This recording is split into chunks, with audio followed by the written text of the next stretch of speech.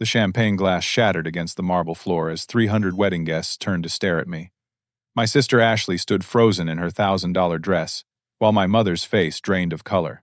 8 months ago, I repeated, my voice carrying across the silent ballroom. You were invited. Your favorite daughter threw it in the trash. The wedding coordinator frantically signaled the band to keep playing, but nothing could drown out the gasps echoing through the room. My secret was finally out, and there was no going back now. Standing in that opulent ballroom, surrounded by the stunned faces of Ashley's wedding guests, I felt the weight of 8 months of silence lifting from my shoulders.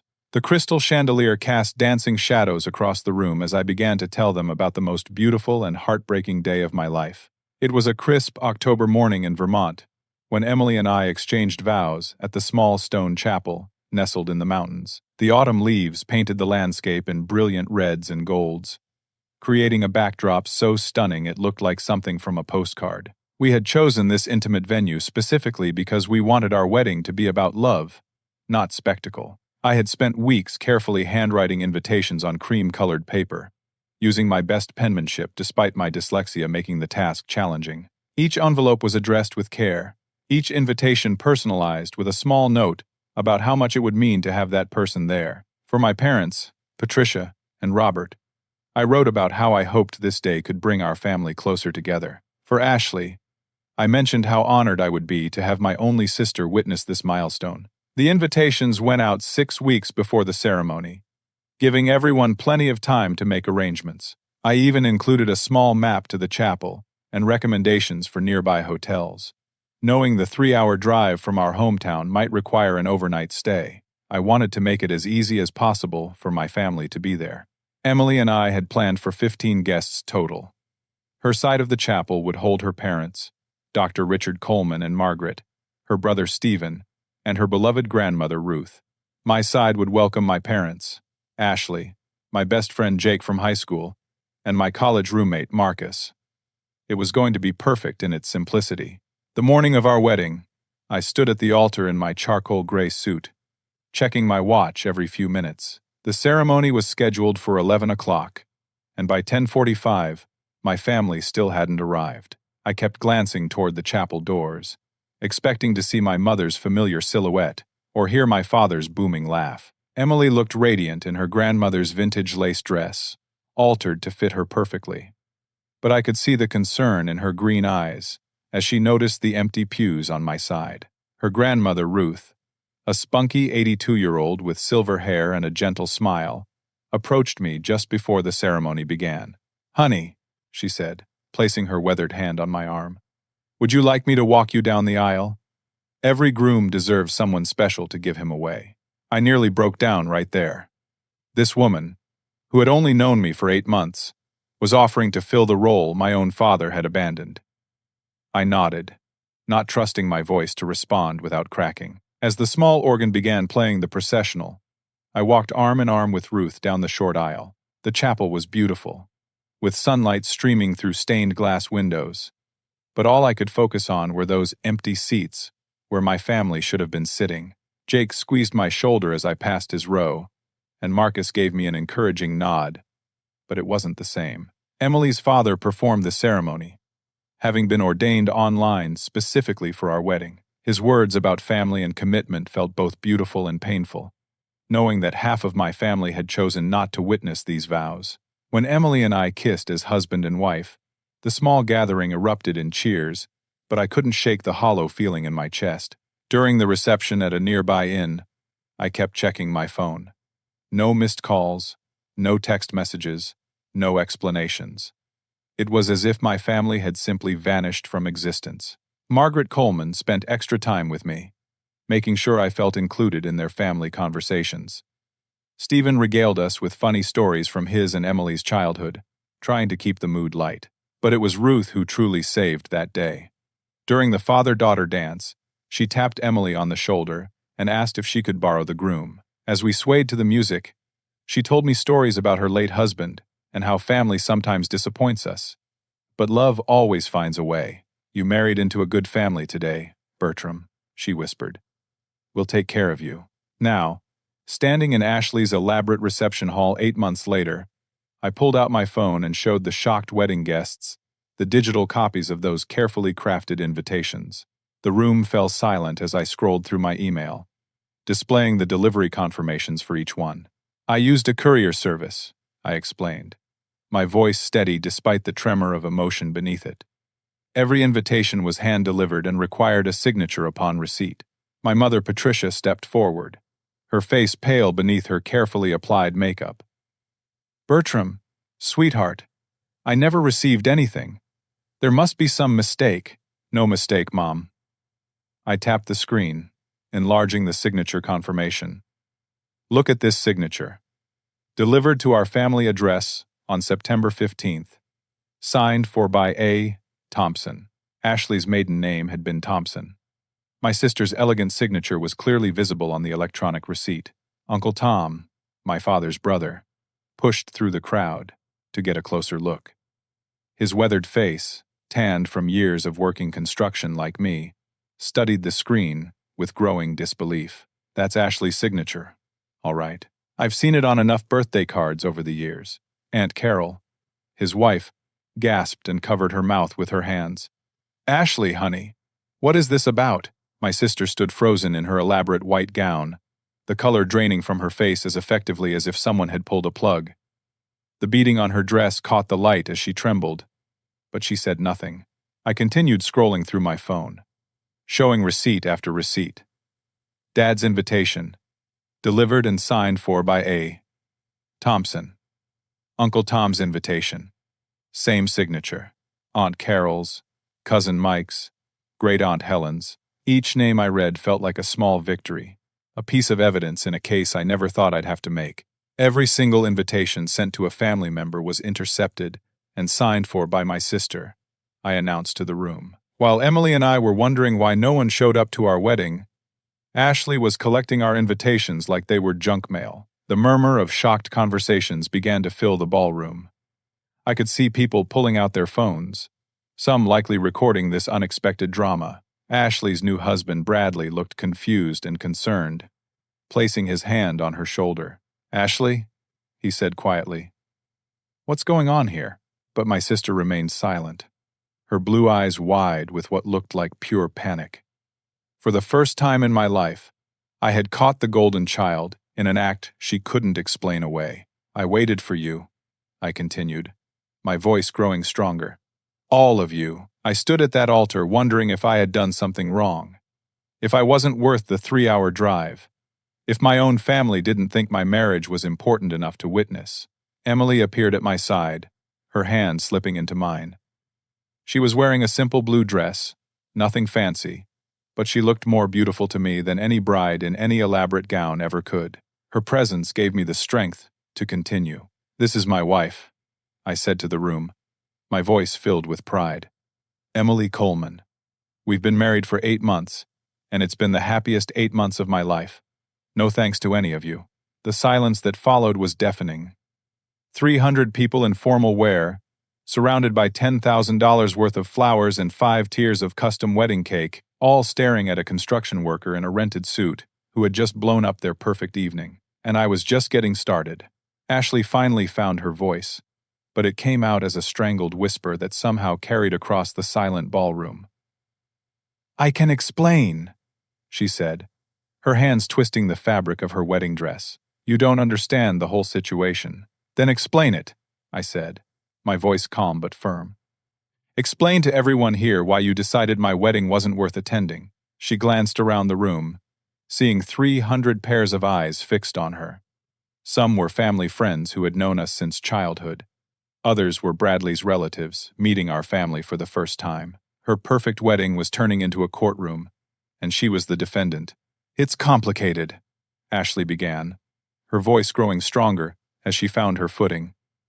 "Bertram, you married into a family that destroyed ours. Emily's father ruined Dad's career, cost him his job, made us lose our house. I was protecting our family from having to face that humiliation." A collective gasp went up from the crowd. This was clearly the first time most people were hearing about any family drama involving the Colemans. I felt Emily stiffen beside me, her hand gripping mine tighter. My father Robert stepped forward from where he'd been standing near the head table. At 62, he still carried himself with the bearing of the hospital administrator he used to be, though his shoulders seemed more slumped now. Weighed down by years of shame, I was only beginning to understand. Ashley, stop, he said quietly. But my sister was on a roll now, warming to her narrative. 15 years ago, Dr. Richard Coleman sued our father for medical malpractice. Dad lost everything. We had to move across the state, start over with nothing. Do you know what it was like for me to leave all my friends, my school, everything I knew, because of something Emily's father did to us? I remembered that move. I had been 12 years old, and Ashley was 16. She had been the homecoming queen at our old school, president of the student council, dating the captain of the football team. The move had been devastating for her social life, while I, the awkward kid with dyslexia who struggled to make friends anyway, had barely noticed the change in schools. So you decided none of us should go to Bertram's wedding because of something that happened 15 years ago? Uncle Tom asked, his voice incredulous. I was protecting our family's dignity, Ashley shot back.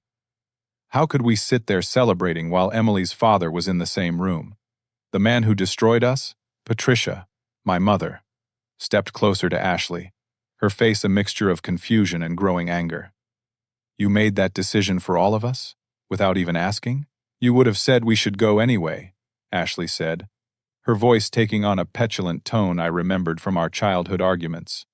You always take Bertram's side when it matters. This was his wedding. Patricia's voice cracked with emotion. His wedding, Ashley. The most important day of his life. And you decided we shouldn't be there? I could see the crowd shifting uncomfortably. This was supposed to be Ashley's perfect day, her moment to shine in front of 300 carefully selected guests. Instead, it was turning into an intervention about her control issues. There's more, I said, my voice cutting through the family argument. Tell them about high school, Ashley. Tell them about my graduation. Ashley's face went white. That's not the same thing. My high school graduation was the same weekend as Ashley's junior prom, I explained to the room. Somehow, that meant my parents couldn't make it to see me graduate, because Ashley's dance was more important than their son getting his diploma. Uncle Tom's expression darkened. I remember that. You told us Bertram's graduation was moved to a different day. It wasn't moved, I said. Ashley told them it was moved, so they'd commit to her prom activities instead. The pattern was becoming clear to everyone in the room, and I could see recognition dawning on faces throughout the crowd. Aunt Carol was shaking her head slowly, remembering other incidents with new clarity. College graduation? I continued. Same thing. Ashley had some sorority event that mysteriously became urgent that same weekend. My promotion to construction foreman last year? Ashley suddenly needed help moving apartments that exact day. Emily squeezed my hand, and I realized she was trembling. Not from fear, but from anger on my behalf. She turned to face the crowd, her voice clear and strong. I want everyone here to know something, she said. After Bertram proposed to me, I tried multiple times to reach out to his family. I called, I texted, I even wrote letters. I wanted so badly to connect with you all, to make sure you felt included and welcomed. She pulled out her own phone, scrolling through old messages. I have screenshots of texts I sent to Ashley asking about family traditions, wanting to honor them in our ceremony. I asked about your mother's favorite flowers, so I could include them in my bouquet. I asked about family recipes I could serve at our reception. Margaret Coleman, Emily's mother, stepped forward from the crowd. She was an elegant woman in her 50s, with the same kind eyes as her daughter. I also reached out, she said, her voice carrying easily across the room. When Emily told me about the engagement, I called your mother to introduce myself properly. I wanted to suggest our families meet for dinner, maybe plan the wedding together. Patricia looked stunned. I never got any call from you. I left 3 messages on your home answering machine, Margaret continued. I also sent a letter to your address, introducing myself and expressing how excited we were to welcome Bertram into our family. All eyes turned to Ashley, who was now visibly sweating despite the air conditioning in the ballroom. Accidentally?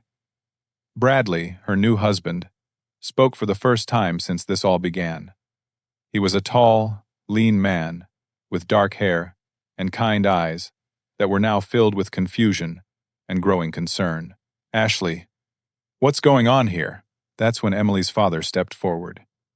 Dr. Richard Coleman was a distinguished man in his early 60s, with gray hair and the confident bearing of someone used to making life and death decisions.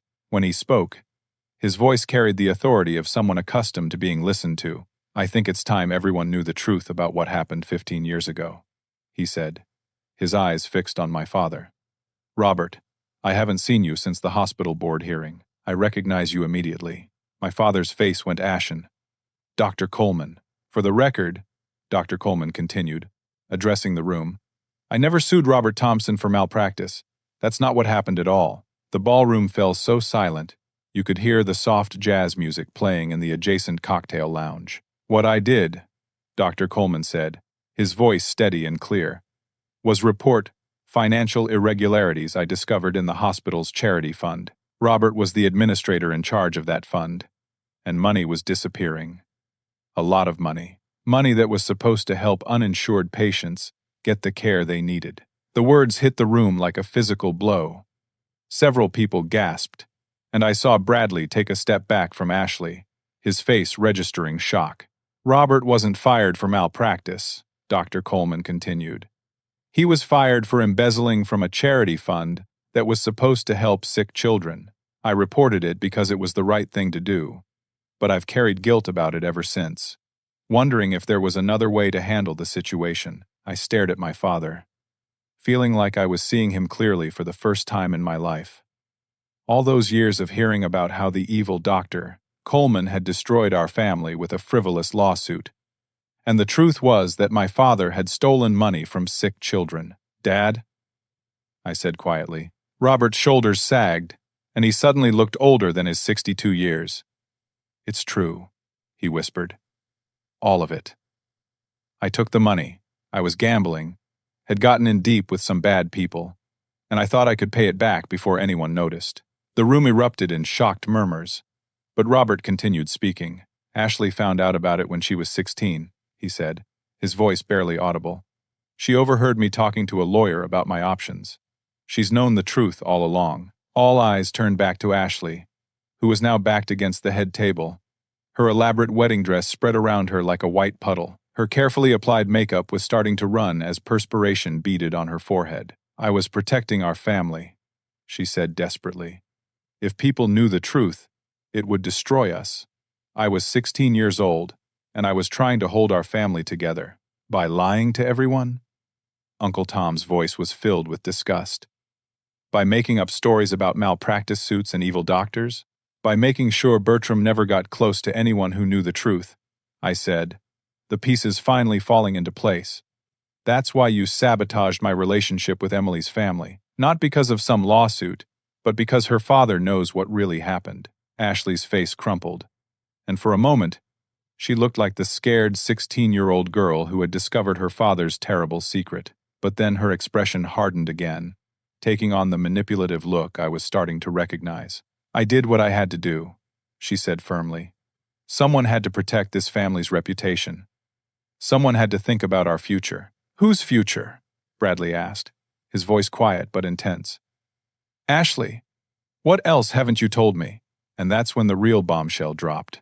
Bradley's question hung in the air like a challenge, and I could see Ashley calculating her response, trying to figure out how to regain control of the narrative. But the truth has a way of demanding to be heard, especially when it's been buried under years of manipulation.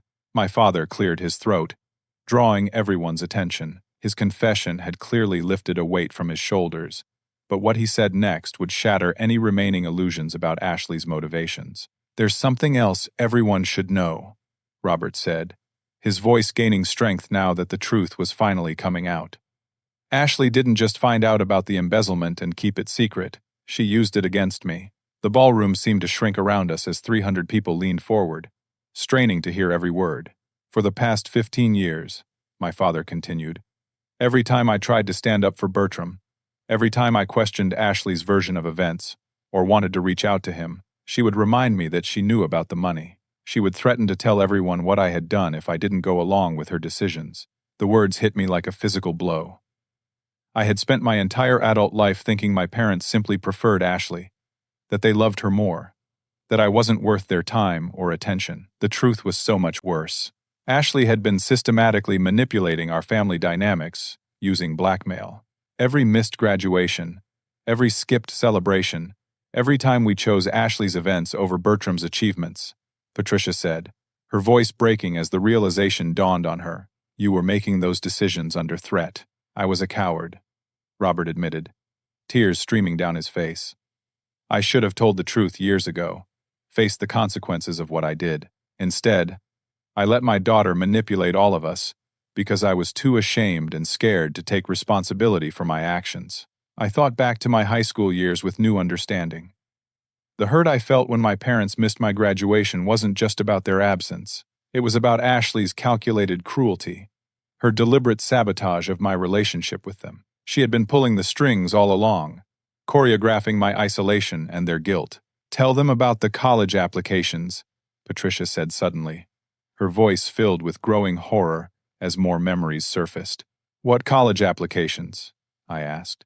Ashley's face went completely white. Mom, don't! But Patricia was beyond caring about protecting Ashley now. You applied to 6 colleges your senior year of high school. Good schools. State universities with strong programs. You were so excited about the possibility of getting accepted somewhere better than community college. I remembered filling out those applications, staying up late to write essays despite my dyslexia, making the process exhausting. I had dreamed of going to a real university, maybe studying engineering or business. When the rejection letters came, I had assumed I just wasn't smart enough. They weren't rejection letters, Patricia continued, her voice shaking with rage. Ashley intercepted the acceptance letters. 3 schools accepted you, Bertram. 3, including State University with partial financial aid. The room spun around me. I gripped Emily's hand so tight I was probably hurting her, but she didn't pull away. 3 colleges had accepted me. I could have had a completely different life, a degree, different career opportunities, if not for Ashley's intervention. You told us he only got rejection letters, Patricia said to Ashley, her voice filled with venom. I had never heard from my gentle mother before. You said he was disappointed and didn't want to talk about it. You made us believe our son wasn't college material when he had actually succeeded. I was protecting him, Ashley said desperately. College would have been too expensive. He would have failed anyway because of his dyslexia. I saved him from years of debt and disappointment. That wasn't your decision to make, I shouted, my voice echoing off the ballroom's high ceiling. Those were my letters, my acceptances, my life. You had no right. Emily was crying now, tears of anger and heartbreak streaming down her face as she understood the full scope of what had been stolen from me. But she was also recording everything on her phone, making sure this truth would be preserved. Uncle Tom stepped forward, his face red with anger. What about the money for Northwestern? He asked Ashley. You told us Bertram had asked for the same education fund money you got, but that he wanted it for gambling debts. That's why your parents said they couldn't give it to him for college. Ashley's elaborate updo was starting to come undone, hairpins falling to the floor as she shook her head frantically. That's not how it happened. Then, how did it happen? Bradley asked, his voice ice cold. I could see him distancing himself from her physically and emotionally, taking small steps backward as each revelation hit. Patricia pulled out her phone, scrolling through old messages and emails. I kept everything, she said. Every text, every email, every conversation about family decisions.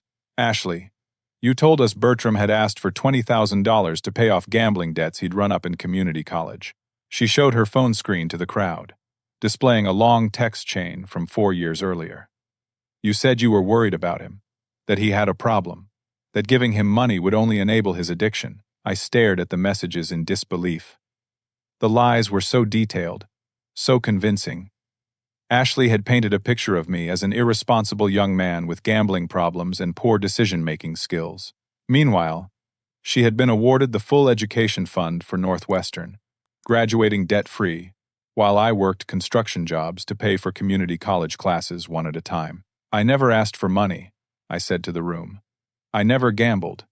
The only poker I've ever played was nickel-ante games with friends from work, and I usually lose $5 and call it a night.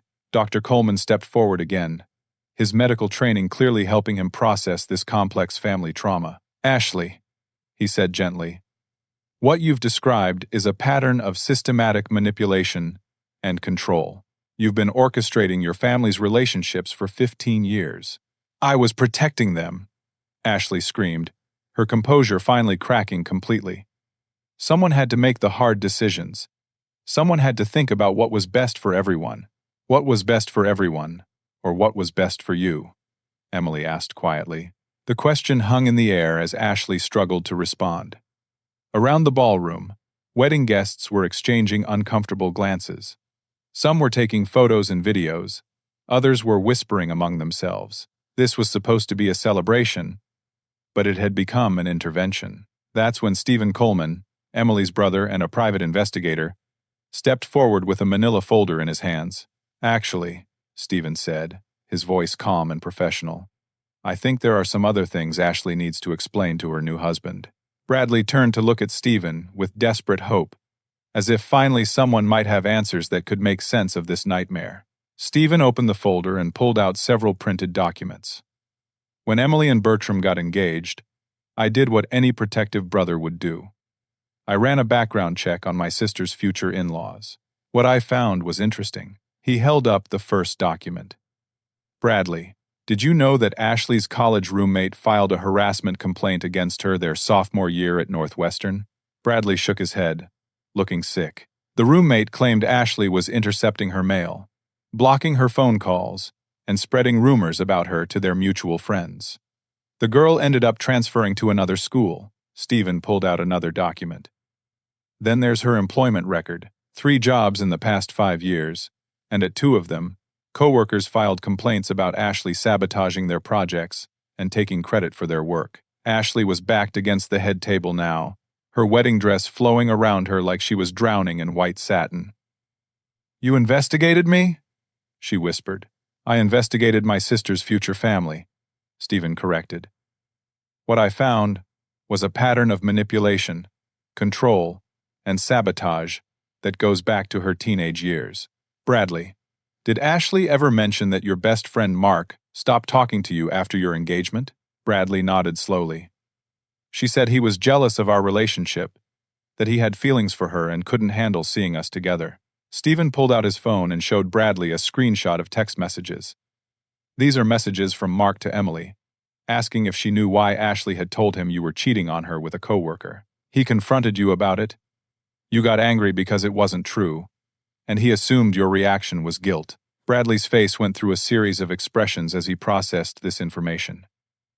Mark came to me asking about someone named Jessica from my office. I told him he was crazy, that there was no Jessica, that I would never cheat on Ashley. He said Ashley had told him all about it, with details about when and where. There is no Jessica in your office, is there? Stephen asked gently. No, Bradley whispered. I work in a small accounting firm. There are 12 people total, and I know everyone's name. There's never been a Jessica. The pieces were falling into place with devastating clarity. Ashley hadn't just sabotaged my relationships with my family, she had been systematically isolating everyone around her, ensuring that she remained the center of attention and control in every situation. Stephen wasn't finished. Bradley, when was the last time you talked to your mother? Bradley's face crumpled. 6 months ago. Ashley said she was being too clingy, calling too often, trying to interfere with our relationship. She helped me draft a letter asking my mother to give us space until after the wedding.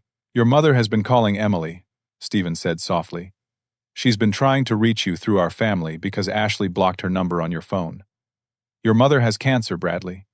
Stage 3. She's been trying to tell you that she's starting chemotherapy next week. The sound that came out of Bradley was barely human.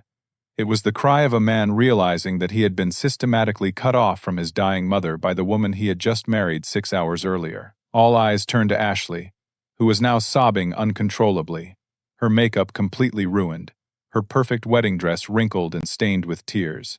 But even in her breakdown, I could see her calculating, trying to figure out how to spin this, how to regain control. That's when I realized something that chilled me to the bone. Ashley wasn't sorry for what she had done. She was sorry she had been caught. The ballroom had become a pressure cooker of emotions, with 300 people witnessing the complete unraveling of Ashley's carefully constructed facade. Bradley stood frozen in the center of it all, his phone clutched in his shaking hands as he tried to process the fact that his mother was dying while he had been ignoring her calls. "I need to call her," Bradley said, his voice breaking. "I need to call my mother right now." "Your phone won't work," Stephen said quietly. "Ashley installed a call blocking app. Your mother's number, your best friend Mark's number, even your brother's number from Seattle. They've all been blocked without your knowledge." Bradley turned to stare at Ashley with an expression of pure horror. "You've been blocking my family from reaching me?" Ashley was hyperventilating now, her hands clawing at the elaborate beadwork on her dress as if it was suffocating her. "I was protecting you," she gasped. "They were all trying to control you, trying to manipulate our relationship." "My dying mother was trying to manipulate our relationship?" Bradley's voice rose with each word until he was shouting. "My mother, who raised me alone after my father died, who worked 3 jobs to put me through college, was manipulating me by wanting to say goodbye before she dies." The words echoed through the ballroom like gunshots. I could see wedding guests backing toward the exits, some filming everything on their phones, others looking like they wanted to intervene but didn't know how. That's when my phone rang. It was Jake, my best friend who had been at my real wedding 8 months earlier. "Bertram?" Jake's voice came through the speaker, audible to everyone around me. "Dude, are you at some kind of party? Emily posted something on Instagram about being at a wedding, and people are saying there's some kind of drama going down." "Jake," I said, putting the phone on speaker. "I'm at Ashley's wedding. I just told everyone about our wedding, and things have gotten complicated." "Wait, your family's there? The family that didn't show up to your actual wedding?" "Yeah, they're here. All of them. Bro, do you want Marcus and me to drive down there?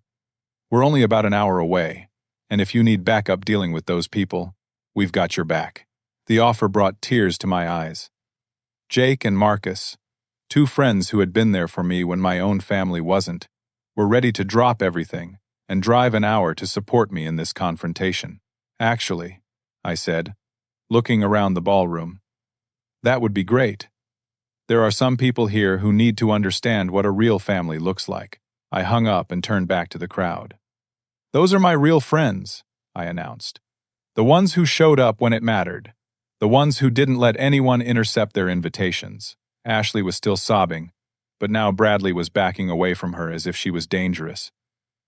"I want an annulment," he said suddenly, his voice cutting through her tears. "I want this marriage annulled immediately. I don't know who you are, but you're not the woman I thought I married." "Bradley, please," Ashley begged, reaching for him with trembling hands. "I can explain everything. I can make this right." "Make it right?" Bradley's voice was incredulous. "You've cost me months with my dying mother. You've destroyed my friendships, isolated me from my family, and lied to me about everything. There's no making this right." Patricia stepped forward, her face streaked with tears and mascara. "Ashley, honey, you need help. Professional help. This isn't normal behavior." "I'm not crazy," Ashley screamed. "I held this family together when Dad's gambling and stealing could have destroyed us all. I made sure we survived. I made sure people respected us. By lying about everything?" Uncle Tom's voice boomed across the room. "By sabotaging your brother's life at every turn?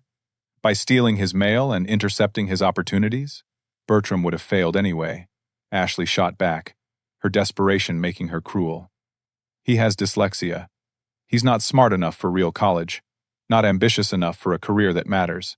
I saved him from humiliating himself." The words hit me like physical blows, but they also clarified something important. Ashley truly believed she was superior to me, that she had the right to make decisions about my life because she thought I was incapable of making good ones myself. "You know what's funny?" I said, my voice steady despite the anger coursing through me. "Emily's family has never once made me feel stupid because of my dyslexia. Dr. Coleman spent time helping me understand the medical terminology when Emily was in the hospital last year for her appendectomy. Margaret taught me how to organize my construction estimates, so the numbers make more sense. Stephen helped me set up a system for managing my work invoices. I looked around the room, making eye contact with as many people as possible. Ashley spent 15 years telling everyone I wasn't smart enough, wasn't good enough, wasn't worth investing in, but Emily's family saw my potential from day one. Dr. Coleman stepped forward. "Bertram is one of the most intelligent young men I've ever met," he said, his voice carrying the authority of his medical degree and decades of experience. "His dyslexia affects how he processes written information, but it doesn't diminish his problem-solving abilities, his emotional intelligence, or his capacity for success. Some of the most brilliant people I know have learning differences." "He's a construction worker," Ashley said dismissively. "He's a construction foreman who runs his own crew," Emily corrected, her voice sharp with pride and anger. "He's built custom homes for some of the wealthiest families in the county. He's developed innovative techniques for sustainable building that other contractors are starting to copy. He's teaching night classes at the community college about green construction methods." I had never heard Emily talk about my work with such passion, and it made me realize how much I had undervalued my own accomplishments. Ashley's constant undermining had convinced me that I was settling for less, when in reality, I had built a successful career doing work that I loved, and that made a real difference. "And he's kind," Margaret added, stepping forward to join the conversation. "When our elderly neighbor, Mrs. Patterson, fell and broke her hip, Bertram spent his weekends building her a ramp so she could get in and out of her house safely. When the church needed repairs after the storm last spring, he donated his time and materials to fix the roof. That's the kind of man your brother is, Ashley. The kind who shows up when people need him." The contrast was stark. While Ashley had spent years manipulating people for her own benefit, I had been quietly helping others, without expecting anything, in return. The two paths we had chosen said everything about our characters. Stephen stepped forward again, his investigator's folder still in his hands. "There's more," he said. "Ashley, do you want to tell Bradley about the credit cards you opened in his name? Or should I?" Bradley went very still. "What credit cards?" "2 cards, totaling $8,000 in debt," Stephen said, consulting his notes. "Both opened in the last 6 months, both being used for wedding expenses that Bradley thought Ashley was paying for with money from her savings account." "I don't have $8,000 in debt," Bradley said weakly. "You do now," Stephen replied. "Ashley forged your signature on the applications and has been making minimum payments from a checking account she opened with your Social Security number. The financial fraud was the final straw." Bradley sank into the nearest chair, his hands covering his face, as the full scope of Ashley's deception became clear. She hadn't just manipulated him emotionally and socially. She had committed financial crimes using his identity. "I could have you arrested," Bradley said quietly, his voice muffled by his hands. "Identity theft, fraud, forgery. You could go to prison." "It was for our wedding," Ashley said desperately. "I wanted everything to be perfect for us. I was going to pay it back before you ever found out." "With what money?" Bradley demanded. "You told me you had savings, but you've been financing everything with stolen credit. What else have you lied about?" That's when my phone buzzed with a text from Jake, pulling into the parking lot now. "Marcus has the wedding photos from your real wedding. Thought you might want to show people what a real celebration looks like." I smiled for the first time since this whole confrontation began. "My backup has arrived," I announced to the room. And that's when I decided it was time to stop playing defense and start fighting back. The ballroom doors opened just as I was preparing to take control of the narrative, and Jake walked in like he owned the place. He was wearing jeans and a flannel shirt, his work boots clicking on the marble floor as he surveyed the scene of 300 formally dressed people in various states of shock and dismay. Behind him came Marcus, equally casual, but carrying a large photo album and a knowing smile. "Did we miss anything good?" Jake asked loudly, his voice carrying easily across the room. "Just getting started," I replied, feeling my confidence surge with their arrival. Having people who truly had my back made all the difference in the world. Jake looked around the opulent ballroom, taking in the crystal chandeliers, the elaborate floral arrangements, and the 5-tier cake that probably cost more than I made in a month. "Nice party," he said with obvious sarcasm. "Very different from the wedding we went to 8 months ago." "That's exactly what I wanted to talk about," I said, turning back to address the crowd. For the first time since this confrontation began, I felt like I was in control of the situation rather than reacting to Ashley's manipulations. "Ladies and gentlemen," I announced, my voice clear and strong, "I want to tell you about my wedding. The real one. The one that actually mattered." Marcus stepped forward and opened the photo album, holding up the first picture for everyone to see. It was a shot of Emily and me laughing as we signed our marriage certificate, surrounded by the small group of people who had chosen to be there for us. "This is what love actually looks like," I said, pointing to the photo. 15 people who made the effort to celebrate with us. No manipulation, no hidden agendas, no family members intercepting invitations to control who could attend. I could see people in the crowd leaning forward, trying to get a better look at the pictures. Marcus held up another photo, this one showing Ruth walking me down the aisle, her face beaming with pride as she filled the role my father should have played. "This is Emily's grandmother, Ruth," I said, my voice thick with emotion. She barely knew me, but when she saw that my family hadn't shown up, she offered to walk me down the aisle, because that's what decent people do. They show up for each other. Jake pulled out his phone and started swiping through pictures. "Dude, show them the one where Emily's dad is teaching you to dance," he said, holding up his screen. The photo showed Dr. Coleman patiently teaching me the steps to the waltz in the inn's small dining room, both of us laughing as I stepped on his feet. It was a moment of pure joy and acceptance, the kind of father-son interaction I had dreamed of my whole life. "That's the man Ashley claims ruined our family," I said to the crowd. "The man who supposedly filed a frivolous lawsuit against my father. In reality, he's the man who noticed me struggling with the dance and took time to help me so I could dance properly with my bride." Margaret stepped forward from the crowd, tears streaming down her face. "Richard practiced with you for an hour," she said. "He wanted your first dance to be perfect." Emily moved to my side, her hand finding mine again. "I want everyone here to understand something," she said, her voice clear and strong. "I fell in love with a man who builds homes with his hands, who reads slowly but thinks deeply, who treats everyone with respect regardless of their social status or education level. I fell in love with someone real." She gestured around the ballroom. "This," she said, indicating the elaborate decorations and formal attire, "this is all for show. What Bertram and I have is substance." Marcus held up another photo, this one showing our small wedding party toasting with champagne glasses from the inn's mismatched collection. Everyone was genuinely happy, genuinely celebrating, genuinely present in the moment. "You know what the best part of that day was?" Jake asked the crowd. "Watching Bertram realize that family isn't about DNA. It's about who chooses to love you." I turned to face my parents, who were standing together near the head table, both of them crying as they absorbed the reality of what they had missed. "Mom, Dad," I said, my voice gentle but firm, "I want you in my life.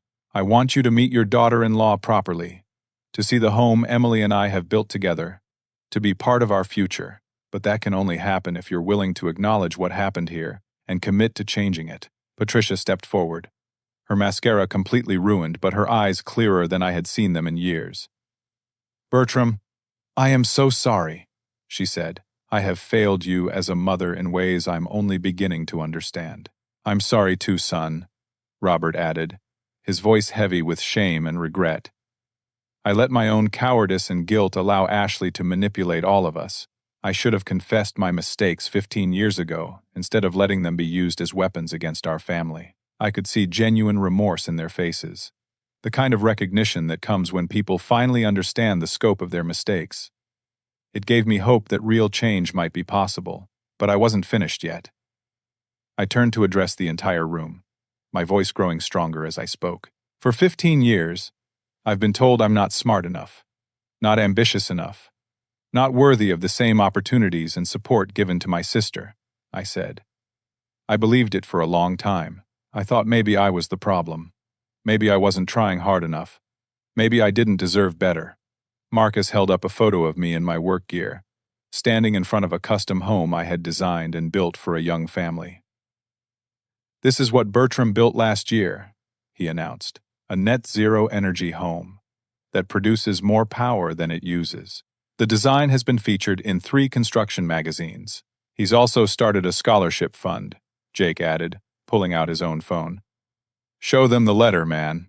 I reluctantly took Jake's phone, which displayed a letter from the community college where I taught night classes. "Every year," I read aloud, "Bertram Thompson provides full scholarships to 3 students with learning disabilities who want to pursue careers in construction or engineering. He also mentors these students personally, offering job opportunities and ongoing support." The room was silent as people absorbed this information. Ashley was still standing near the head table, but she looked smaller now, diminished by the contrast between her manipulative behavior and my quiet accomplishments. "I don't tell people about the scholarships because I don't do it for recognition," I continued. "I do it because I remember what it felt like to be told I wasn't smart enough to succeed. I want other kids with dyslexia to know that they can build amazing things with their hands and their minds, regardless of how well they read or write." Dr. Coleman stepped forward. His face lit up with an idea. "Bertram," he said, "what would you think about expanding that scholarship program? I've been looking for meaningful ways to support education in our community." "Dad," Emily said, her eyes bright with excitement, "you should see the business plan Bertram developed for sustainable construction education. It's incredible." I felt a warmth spreading through my chest as I realized what was happening. For the first time in my life, I was being seen and valued for who I actually was, rather than who other people thought I should be. "There's something else," Margaret said, stepping forward with her own phone. "Emily, show them the house." Emily pulled out her phone and started scrolling through photos of our home. It was a modest, 2-story house, with solar panels and a garden, but we had designed and built it together with our own hands.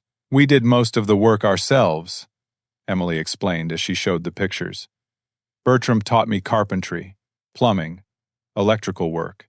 We've been married 8 months, and in that time we've created something beautiful together." The photos showed rooms filled with handmade furniture, a kitchen with custom cabinets, a bathroom with tile work that would make professional contractors jealous. It was clear that our marriage was a partnership built on mutual respect and shared goals. "That's what a real relationship looks like," I said, gesturing to the photos. 2 people building something together instead of one person controlling and manipulating the other. I turned to Bradley, who was still sitting in his chair, scrolling through his phone as he tried to unblock his family's numbers. "Bradley, you deserve better than what Ashley offered you. You deserve someone who celebrates your relationships with other people instead of sabotaging them." "I know that now," Bradley said quietly. "I just can't believe I didn't see it before." "She's very good at what she does," I replied. "She's had 15 years of practice." Stephen stepped forward again, his investigator's training clearly kicking in. "Actually, I think everyone here should know that Ashley's pattern of behavior fits the clinical definition of narcissistic personality disorder. The manipulation, the need for control, the inability to empathize with others, the sense of entitlement to make decisions for other people." "I'm not crazy," Ashley screamed from her position near the head table. "I'm not the villain here. I held this family together when everyone else was falling apart." "No," I said firmly, my voice carrying across the ballroom. "You held this family hostage. There's a difference." That's when the wedding coordinator approached me hesitantly, clearly unsure how to handle this unprecedented situation. "Sir," she said quietly, "several guests have asked if we should cancel the reception, given the circumstances." I looked around the ballroom at the 300 people who had come expecting to celebrate Ashley and Bradley's marriage. Many of them were family friends, people I had known since childhood, people who were only now learning the truth about our family dynamics. "Don't cancel anything," I said, loud enough for everyone to hear. "But let's change what we're celebrating." I turned to Emily and took both of her hands in mine. 8 months ago, I married the most amazing woman in the world. Today, for the first time, my family gets to meet her properly and celebrate our marriage the way it should have been celebrated from the beginning. The transformation in the room was immediate and palpable. People began moving closer, wanting to meet Emily properly. wanting to see our wedding photos, wanting to be part of something real and genuine instead of Ashley's carefully orchestrated performance. And that's when I realized I had won. Not by destroying Ashley, but by finally showing everyone who I really was. The energy in the ballroom shifted like a tide turning. What had been Ashley's moment of triumph was now becoming a celebration of genuine love and family bonds. The kind that aren't forced or manipulated but freely given and received. Jake and Marcus had worked their way through the crowd, showing our wedding photos to anyone who wanted to see them.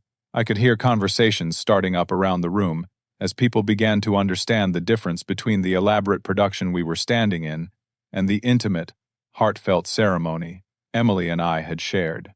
"These photos are beautiful," Aunt Carol said, tears streaming down her face as she looked at pictures of our wedding day.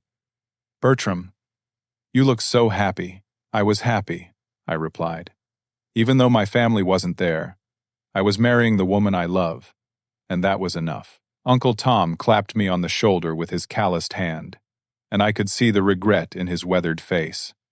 "I wish we had been there, son. I wish we had known." "You know now," I said simply. "That's what matters." Dr. Coleman had approached the wedding coordinator and was speaking with her quietly. I saw him hand her his credit card, and she nodded with obvious relief. Within minutes, the catering staff was setting up a smaller, more intimate arrangement of tables, transforming the formal reception into something that felt more like a family gathering. "What's happening?" Emily asked, squeezing my hand. "I think your father just paid for everyone to stay and celebrate our marriage properly," I said, watching the staff quickly rearrange flowers and place settings. Margaret appeared at my side, her kind eyes bright with determination. "If Ashley doesn't want to celebrate your marriage," she said, "then we will. All of us." Patricia approached hesitantly, her formal mother of the bride dress now wrinkled and stained with tears. "Bertram," she said quietly, "may I hug my daughter-in-law? I know I don't deserve the privilege, but I would like to welcome Emily to our family properly." Emily didn't hesitate. She stepped forward and embraced Patricia warmly, and I watched my mother break down completely as she realized what she had been missing for 8 months. "I'm so sorry," Patricia whispered. "I'm so sorry we weren't there for you." "We're here now," Emily replied gently. "That's what counts." The photographer from Ashley's wedding had been standing awkwardly to the side during the entire confrontation, unsure whether to keep working or pack up his equipment. Now, Jake waved him over. "Hey man," Jake said, "how would you like to photograph a real wedding reception? These folks have been married for 8 months, but this is the first time their families have been together to celebrate." The photographer looked uncertain until Dr. Coleman nodded his approval. "Please," he said, "document this properly. This is the celebration that should have happened 8 months ago." As the photographer began setting up, I noticed that many of Ashley's wedding guests were genuinely excited about this turn of events. They had come expecting a party, and now they were witnessing something much more meaningful than a traditional reception. "Is it true you built your house yourself?" asked one of Bradley's relatives. "A woman named Sarah who worked as an architect." "Most of it," I replied. "Emily helped with a lot of the detail work. We wanted something that reflected our values and our partnership." "I'd love to see the plans sometime," Sarah said enthusiastically. "Sustainable construction is the future of our industry." Conversations like this were happening all around the room as people discovered who I actually was rather than who Ashley had told them I was. It was both validating and surreal to be seen clearly after years of being misrepresented. Stephen approached with his phone in hand, having spent the last 20 minutes helping Bradley navigate the process of unblocking his family's contact information. "His mother wants to video call," Stephen said to Bradley, who was now sitting at one of the newly arranged tables. "She's at the hospital, but she's awake and alert. Do you want to talk to her?" Bradley's hands shook as he took the phone, and I could see the terror in his eyes as he prepared to explain to his dying mother why he had been unreachable for months. "Mom?" Bradley's voice cracked as the video call connected. "Mom, I'm so sorry. I didn't know you were sick. I thought, Ashley told me you were trying to interfere with our relationship." The conversation was private, but the emotion was visible from across the room. Bradley was crying openly as he spoke to his mother, probably realizing that he might have lost precious final months with her due to Ashley's manipulation. Emily squeezed my arm. "Where is Ashley?"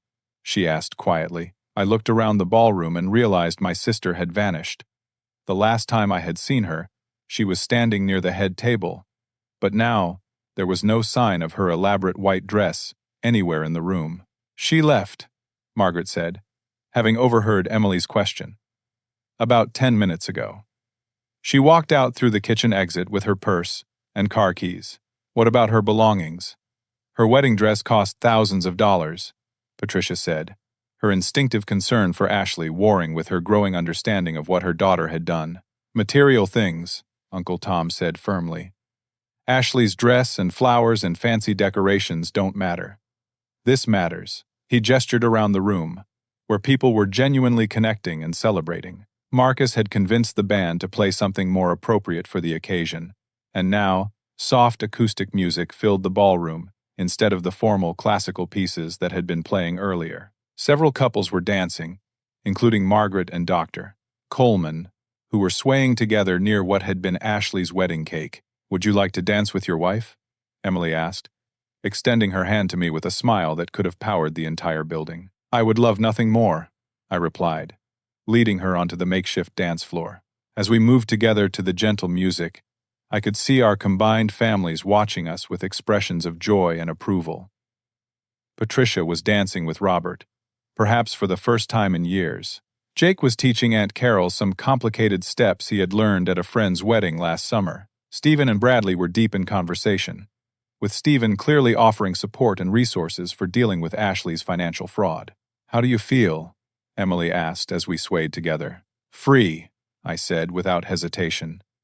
"For the first time in my life, I feel completely free." Dr. Coleman approached us as the song ended, tapping me gently on the shoulder. "May I have a word?" he asked.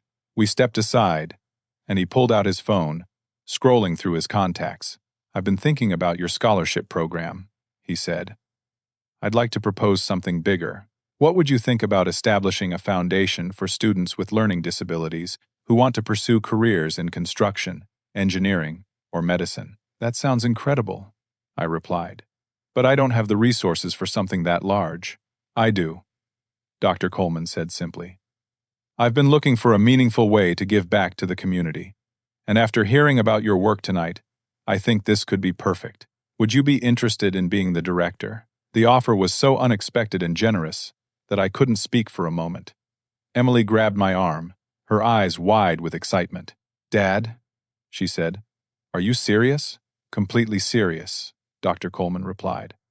"Bertram understands what these students need, because he's been where they are. He's proof that learning differences don't limit potential, they just require different approaches." I looked around the ballroom, taking in the scene of two families coming together to celebrate love and authenticity over manipulation and control. 8 months after my wedding, I was finally getting the reception I had dreamed of, surrounded by people who valued me for who I actually was. "Yes," I said to Dr. Coleman, extending my hand to shake on the deal. "I would be honored to help other students find their potential." As we shook hands, the photographer captured the moment, and I realized this picture would mean more to me than any of the hundreds of formal poses Ashley had planned for her perfect wedding. The evening continued with genuine celebration, real conversations, and the kind of connections that can't be manufactured or manipulated. When people finally began to leave around midnight, I had exchanged contact information with a dozen people who wanted to learn more about sustainable construction, attend one of my classes, or contribute to the Scholarship Foundation. Patricia and Robert approached as Emily and I were preparing to head home. "We want to do better," Patricia said simply. "We want to earn back your trust and be part of your life properly. We've already scheduled an appointment with a family therapist," Robert added. "We need professional help to understand how we let things get so far off track." "I'm proud of you for taking that step," I replied, meaning it completely. "And you're both welcome in our life, but with clear boundaries and open communication from now on." As we walked to our car, Emily slipped her arm through mine.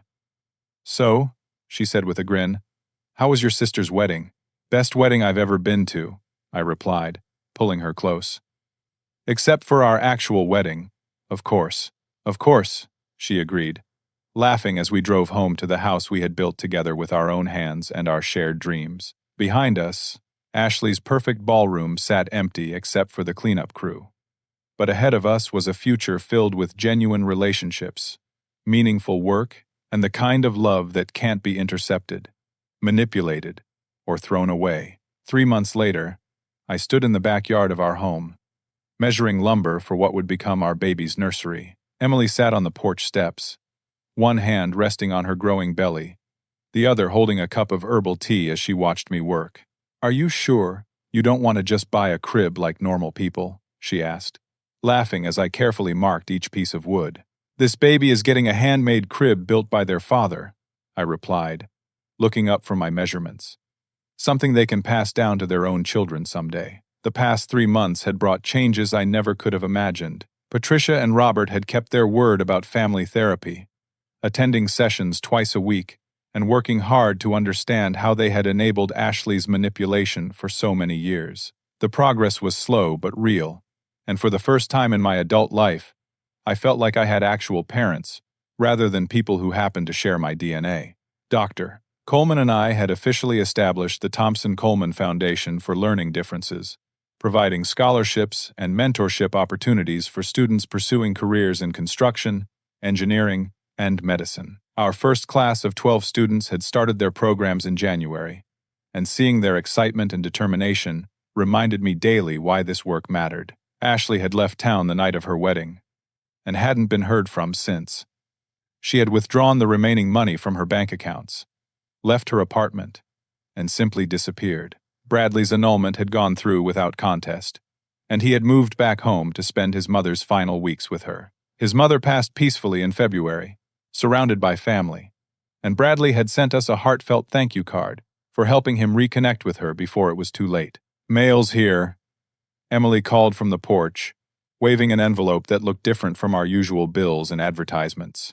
I set down my measuring tape and walked over, accepting the letter with Ashley's familiar handwriting on the envelope. There was no return address, but the postmark showed it had been mailed from somewhere in Oregon. "Do you want me to read it first?"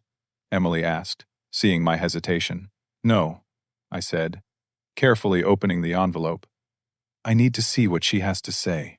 The letter was written on plain white paper, Ashley's usually perfect handwriting, slightly shaky but still recognizable. "Dear Bertram, I know I have no right to contact you after everything that happened.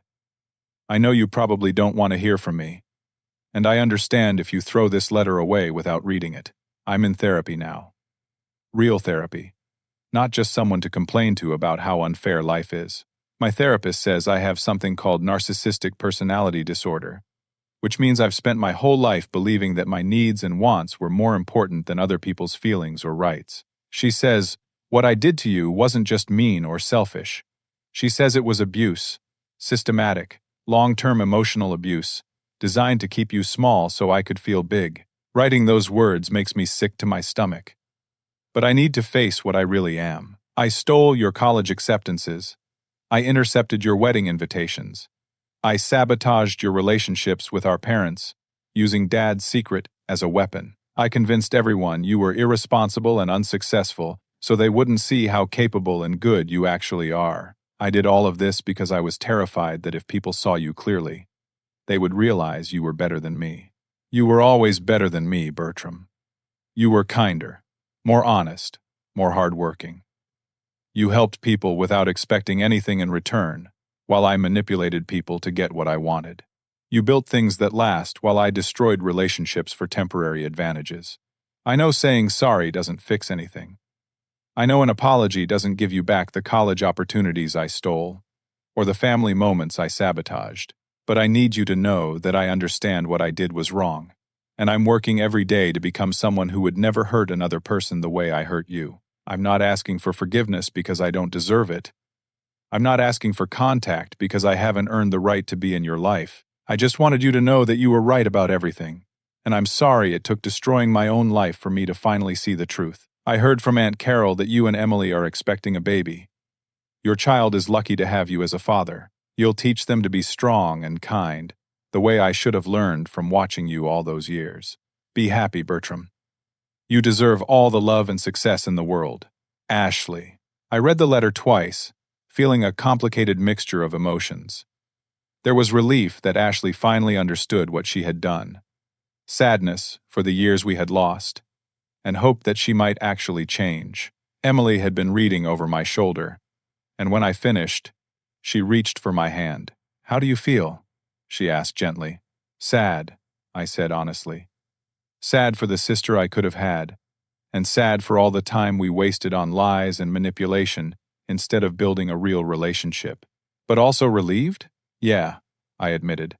Relieved that she finally sees it clearly, and relieved that she's getting help instead of continuing to hurt people. We sat in comfortable silence for a few minutes, processing the letter and what it meant for our family's future. "Are you going to write back?" Emily asked. "I don't think so," I said after considering it. "Not yet, anyway. Maybe someday, if she continues to get help and genuinely changes. But right now, I want to focus on our family, our future, and the people who choose to love us consistently." Emily smiled and placed my hand on her belly, where I could feel our baby moving around. "Your child is going to know they're wanted," she said. "They're going to grow up surrounded by people who celebrate their achievements and support them through their challenges." I thought about the nursery I was building, the foundation work that was helping other students pursue their dreams, and the family relationships we were rebuilding on a foundation of honesty and mutual respect. "I learned something important through all of this," I said, looking around our backyard at the garden we had planted together and the house we had built with our own hands. "Some people will try to convince you that love is earned through suffering and silence, that family loyalty means accepting abuse and manipulation." The baby kicked against my hand, and I smiled at the strong little person who would soon join our family. "But real love is given freely," I continued. "It celebrates your victories instead of sabotaging them. It shows up when you need it most, not just when it's convenient. The family you choose can heal the wounds left by the family you're born into." Emily leaned against my shoulder, and I wrapped my arm around her, feeling more content and peaceful than I had ever thought possible. "And sometimes," I said, watching the sunset paint our backyard in shades of gold and orange, "the greatest gift you can give yourself is permission to be loved the way you deserve." 6 months later, when our daughter was born, both sets of grandparents were in the waiting room, ready to welcome her with open arms and hearts full of genuine love. Patricia held her first grandchild with tears of joy streaming down her face, while Dr. Coleman immediately started planning which medical textbooks he would read to her as bedtime stories. Our daughter would grow up knowing she was celebrated, valued, and unconditionally loved. She would never have to wonder if she was smart enough, good enough, or worthy enough, because everyone around her would make sure she knew her worth from day one. The construction business had grown into a full-scale sustainable building company, with Jake and Marcus as my business partners and several of our scholarship students as apprentices. We were building homes that would last for generations, just like the relationships we were nurturing. Ashley's letter had been the last communication we received from her, but Aunt Carol mentioned that she had gotten a Christmas card with an Oregon postmark, signed simply, "Getting better every day. Thank you for not giving up on me entirely." It would take years for our family to fully heal from the damage that had been done, but we were committed to the process, to honesty, to showing up for each other consistently. As I tucked our daughter into the handmade crib in the nursery Emily and I had built together, I realized that the most important lesson from everything we had been through wasn't about family dysfunction, or manipulation, or revenge.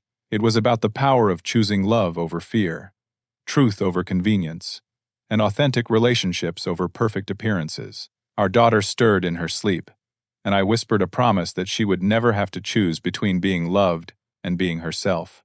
Because in our family, those two things would always be the same.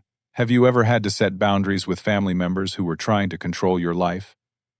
How did you find the courage to stand up for yourself and demand the respect you deserved? I'd love to hear your thoughts in the comments below.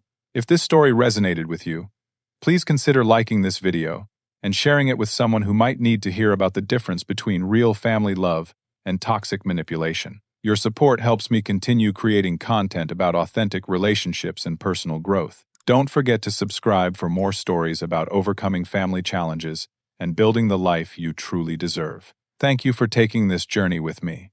And remember that you are worthy of love, respect, and happiness, regardless of what anyone else might have told you. Until next time, keep building the family and life that truly reflects your values and brings you peace.